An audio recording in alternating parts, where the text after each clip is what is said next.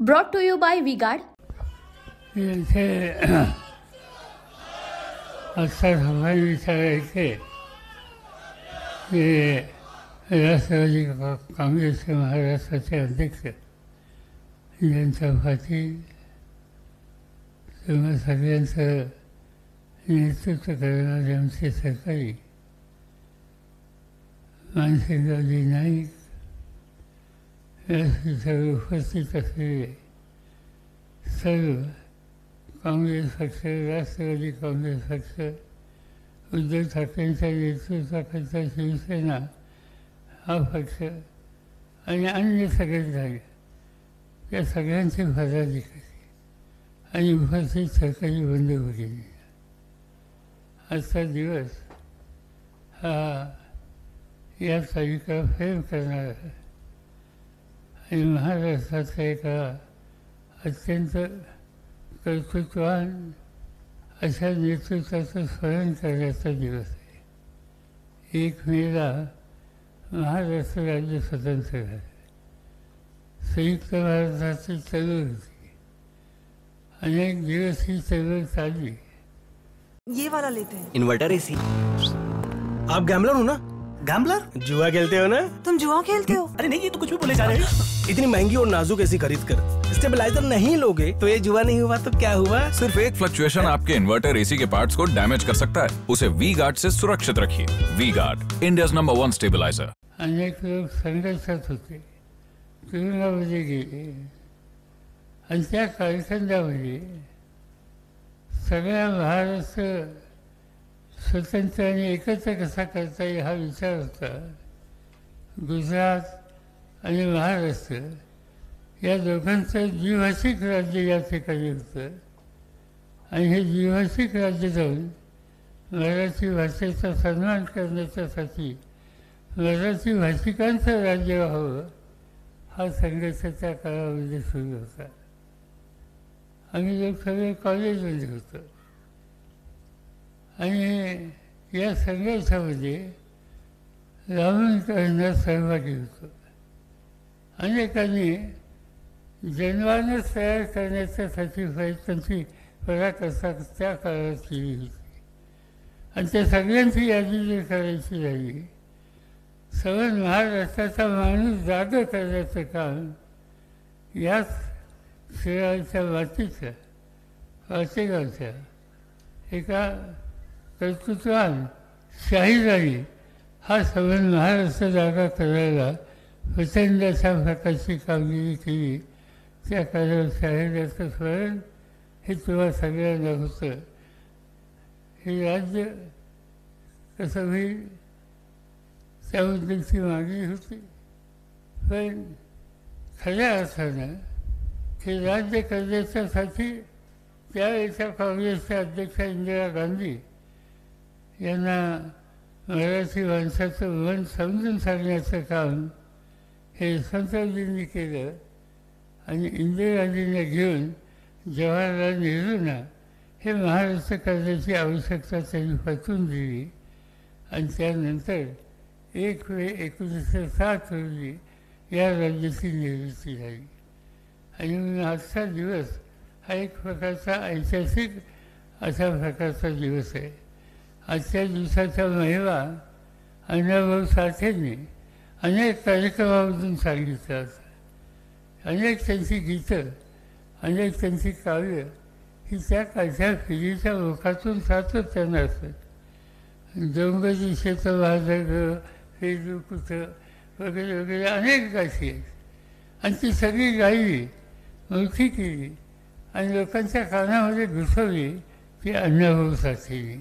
ते अण्णाभाऊ साठेसुद्धा या शिवसेना विकासे आणि त्यामुळं या सगळ्यांचं स्मरण करणं हे तुमचं माझं कर्तव्य आहे. आणि म्हणून चव्हाण त्यांच्यापासून संयुक्त महाराष्ट्राच्यासाठी ज्यांनी खस्ता खाल्ल्या त्या सगळ्यांना मी अभिवादन करतो आणि माझे 2 शब्द या ठिकाणी सुरू करतो. आज कशाचे आपण जमलं?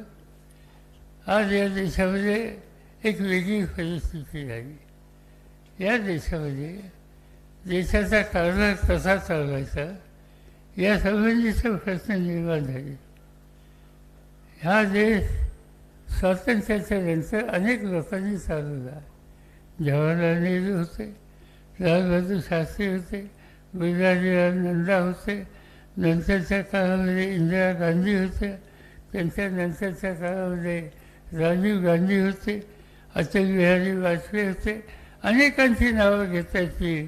त्याच्यात नरसिंहराव येतील, डॉक्टर मनमोहन सिंग येतील. या सगळ्यांनी हा देश कसा चालवायचा या संबंधीचे आदर्श हे आपल्या सगळ्यांच्या समोर दिले. समाजाच्या समोर प्रश्न खूप आहेत, प्रश्न असतात, पण ते प्रश्न सोडवायचे कसे यासाठी दृष्टी लागते.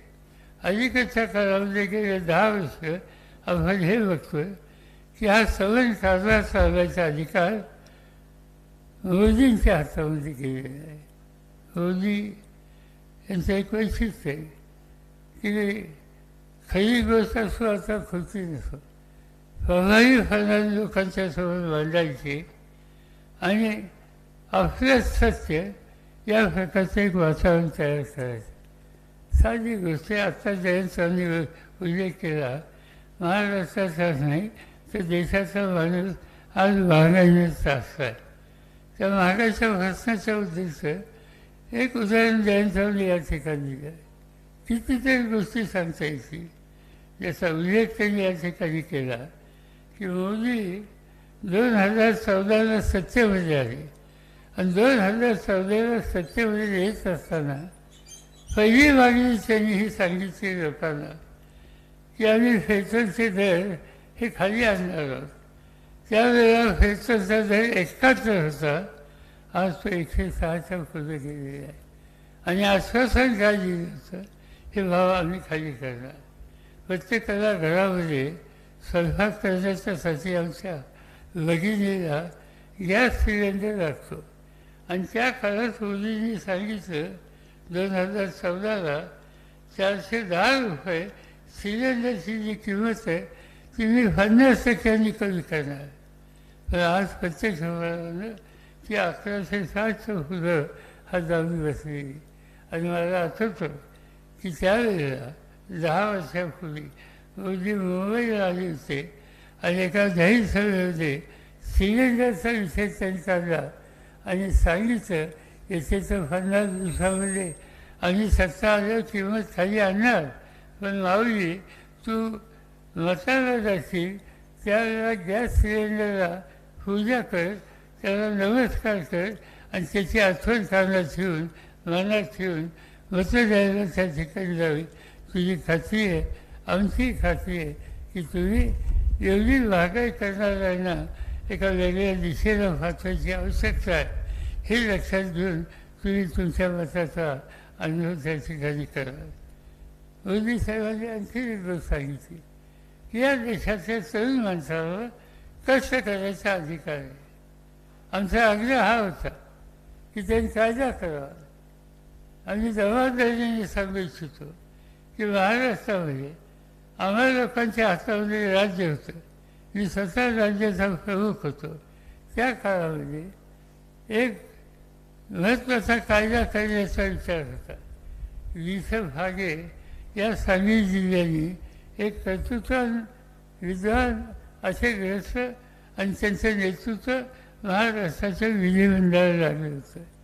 वाघे साहेबांच्या आयुष्यामध्ये त्यांनी एक मोठं काम केलं आणि ते मोठं काम म्हणजे रोजगार हमी. रोजगार हमीमध्ये काम करण्याचा अधिकार कष्ट करण्याला त्यांनी दिला.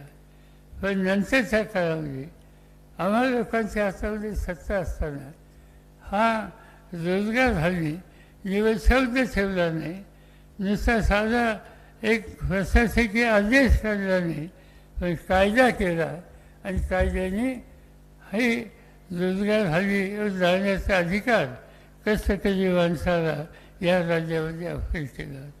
आणि त्याचं महत्त्वाचं कारण ही बेकारी कमी होती. आज काय चित्र दिसतं जगामध्ये एक संघटना आहे, तिचं नाव इंटरनॅशनल लेबर ऑर्गनायझेशन ILO. ही जगामध्ये तरुणांच्यामध्ये बेरोजगारीचा अभ्यास करते, कामगारांच्या प्रश्नाचा अभ्यास करते. त्यांचा अलीकडे अहवाल आहे की महाराष्ट्रामध्ये 100 मुलं जी शाळा कॉलेजमधून बाहेर पडतात, नोकरीच्यासाठी शोध घेतात, त्यातल्या 87 मुलांना आज नोकरी मिळत नाही. आणि मोदी सांगतात की दरवर्षी 2 कोटी नोकऱ्या आम्ही तयार करणार. कुठे गेल्या त्या 2 कोटी नोकऱ्या? 87% मुलं आज नोकरी होणार असतील, अस्वस्थ असतील, तर या सरकारने दिलेलं आश्वासन कुठे गेलं? हा प्रश्न विचारण्याचा अधिकार तुमचा माझा सगळ्यांचा आहे. अनेक गोष्टी त्यांच्याबद्दलच्या सांगता येतील.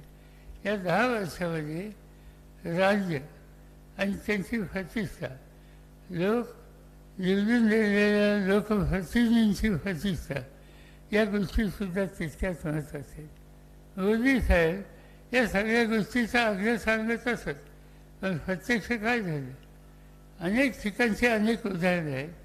लोकांनी निवडून दिलेले प्रतिनिधी त्यांची बेइज्जत कशी होईल यासंबंधीचे अनेक निकाल मोदींच्या काळात झाले याची उदाहरणं देता येईल. साधी गोष्ट आहे, झारखंड नावाचं राज्य, त्या झारखंड हे आदिवासींचं राज्य, तिथं मुख्यमंत्री आदिवासी.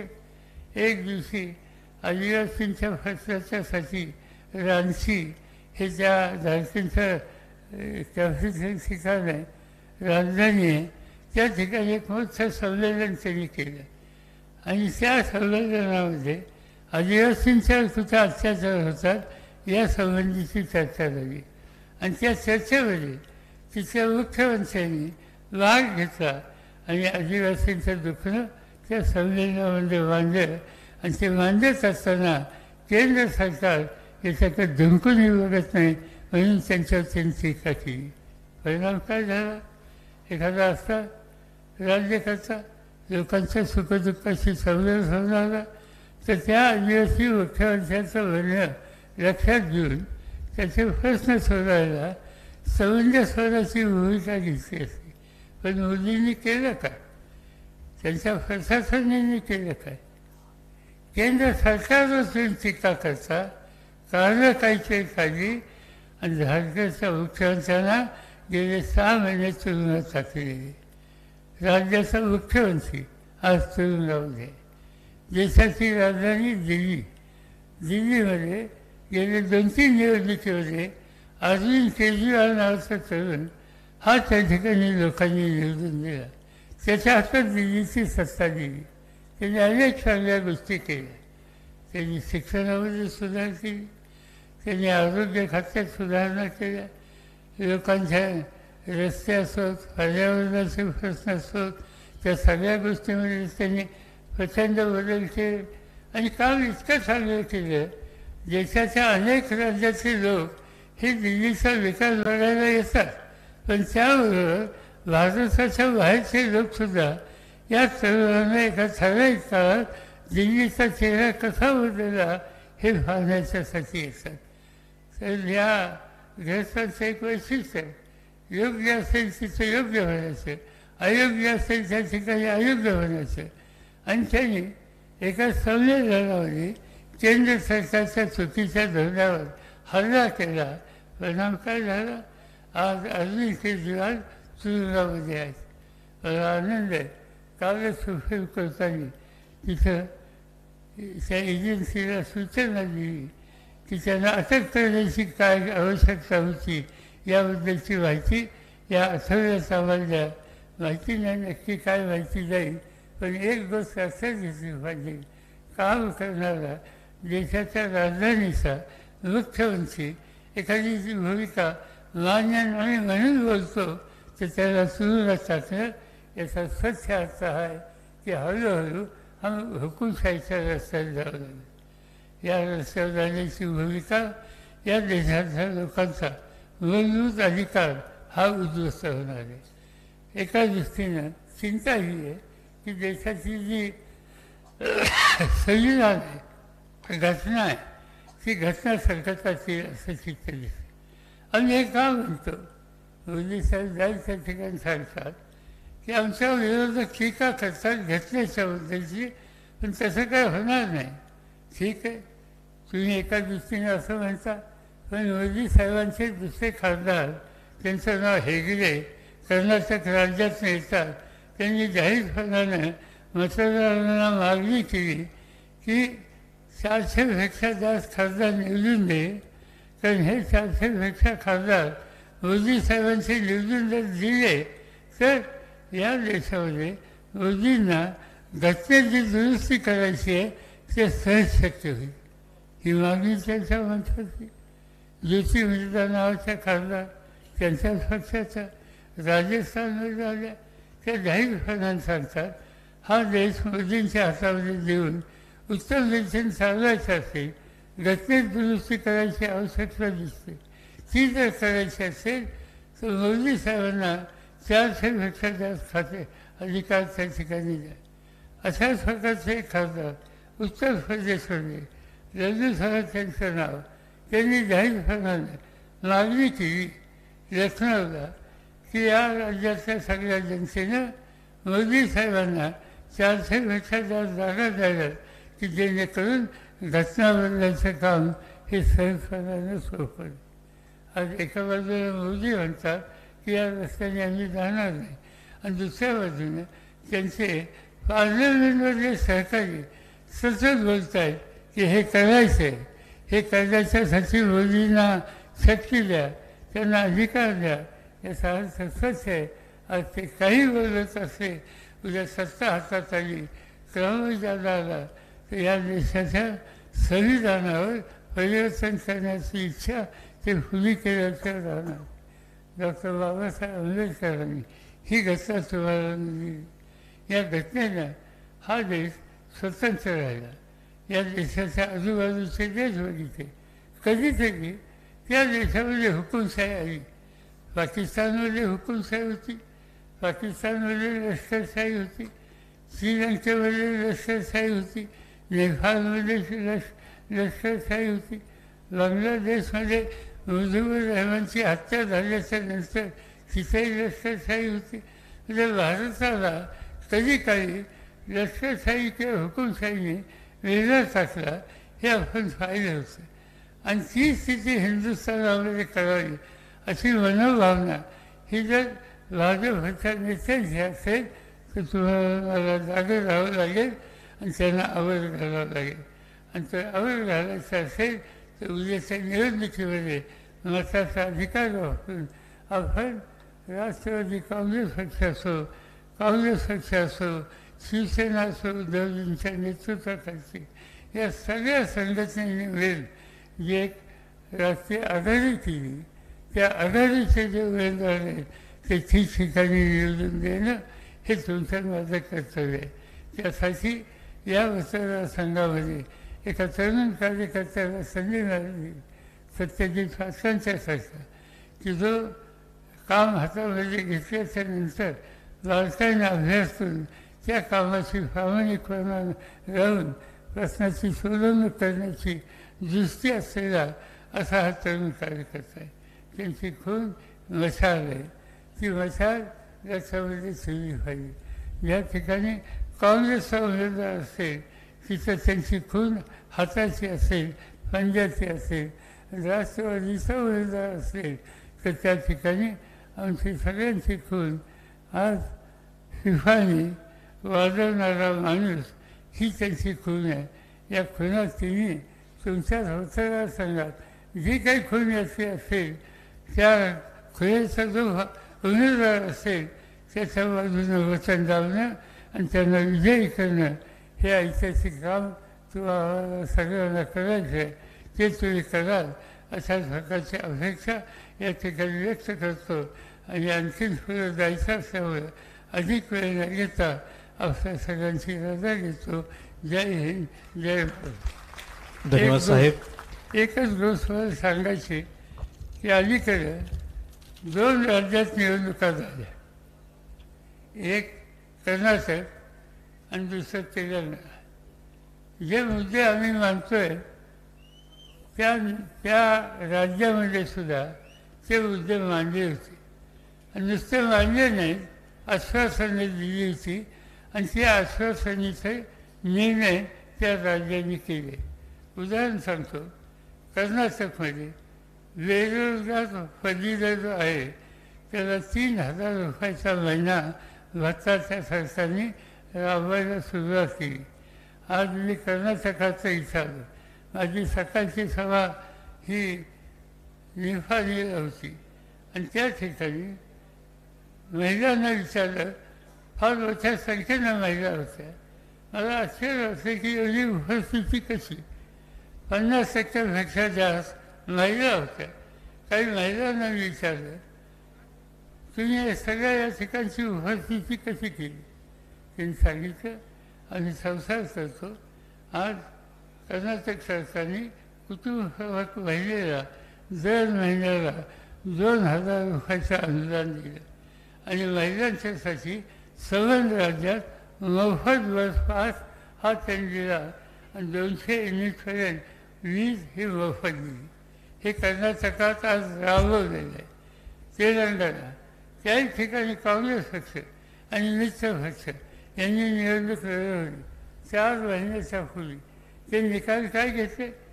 शेतकऱ्यांना दरवर्षी प्रति एकर 15,000 रुपये हा भत्ता द्यायचा निर्णय घेतला.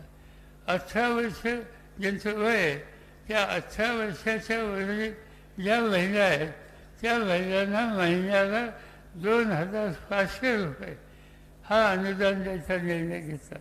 महिलांच्यासाठी मोफत बस प्रवास आणि गॅस सिलेंडरची किंमत फक्त 500 रुपये हा निर्णय आज तेलंगणाने राबवला आणि ज्येष्ठ नागरिक जे कोणी असतील त्यांना महिन्याला 4,000 रुपये पेन्शन ही त्या ठिकाणी सुरू केली. मी उद्दाम सांगतो याच्यासाठी काँग्रेस असेल मित्र पक्ष असतील त्यांच्या हातात लोकांनी सत्ता दिल्याच्या नंतर निवड सत्तेच्या संबंधीची भूमिका आम्ही मांडत नाही.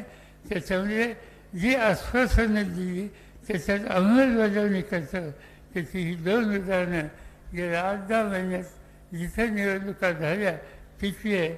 त्याची नोंद आपण सगळ्यांनी घ्यावी आणि जे या सगळ्या गोष्टी करतो असं म्हणून ज्यांनी सांगितलं आणि केलं नाही त्या फसव्या प्रवृत्तीला खऱ्यासारखं बाजून ठेवा एवढीच विनंती करतो आणि माझे 2 शब्द संपवतो.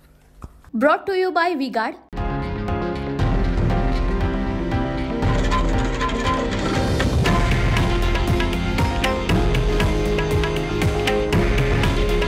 हे आहे देशातील नंबर 1 न्यूज नेटवर्क आणि आपण पाहत आहात TV9 मराठी. काळजी तुमची, हित महाराष्ट्राचं.